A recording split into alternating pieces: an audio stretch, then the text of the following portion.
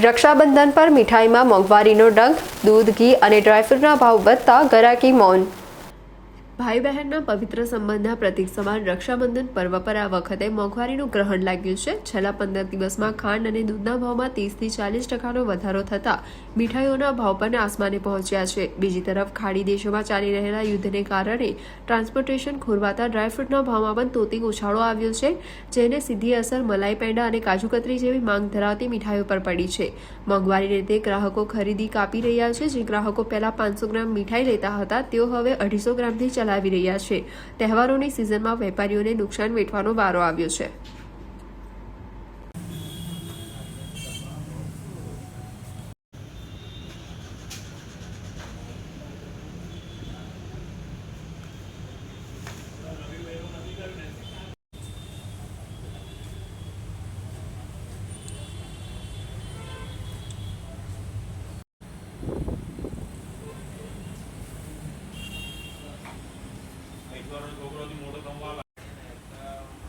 મને તો સૌથી મોટી માણસની તકલીફ પડે, રિક્ષાની સૌથી મોટી તકલીફ થઈ ગઈ છે।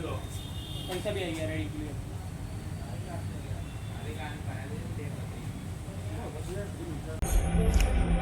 રક્ષાબંધનનો પર્વ એક એવો તહેવાર છે 12 મહિનાનો, જેની અંદર દરેક પરિવારમાં અને ખાસ કરીને ગૃહિણી મહિલાઓને એમના માટેનો આ મહત્ત્વ, મીઠાઈનું બહુ મહત્ત્વ હોય છે। અને આ મીઠાઈઓ ઘણી જાતની, ખાસ કરીને એમાં પેંડાનો વધારે માંગ હોય છે। એ સિવાય માવાની ઘણી જાતની બહુ જ વેરાયટી છે। અને હવે આખો ટ્રેન્ડ બદલાઈને કાજુની અને ડ્રાયફ્રૂટની મીઠાઈઓ પર તરફ વળી ગયો છે।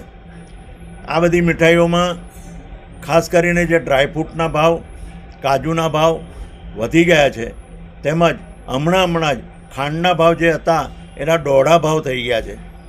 જે ખાંડ 40-42 રૂપિયા હતી તે આજે 70 રૂપિયા પ્લસ થઈ ગયેલી છે। એટલે પુષ્કળ ભાવનો વધારો થયો છે। ડ્રાયફ્રૂટના ભાવમાં વધારો થયો છે, દૂધના ભાવમાં વધારો થયો છે, માવાના ભાવમાં વધારો થયો છે।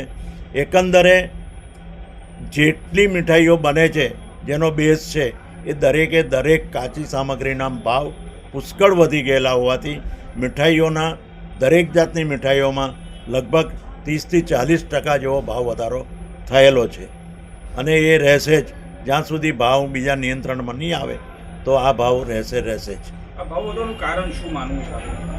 ખાસ કરીને આ જે ખાંડના ભાવ વધ્યા છે, ડ્રાયફ્રૂટ ખાસ કરીને આપ જાણો છો કે આ ગલ્ફ કન્ટ્રીમાંથી, પેલી બાજુથી જે અત્યારે ખાડી યુદ્ધ ચાલી રહ્યું છે, જેના કારણે જે આખો માર્ગ બંધ કર્યો છે, એટલે બધી કોસ્ટ ખૂબ જ મોંઘી આવી રહી છે।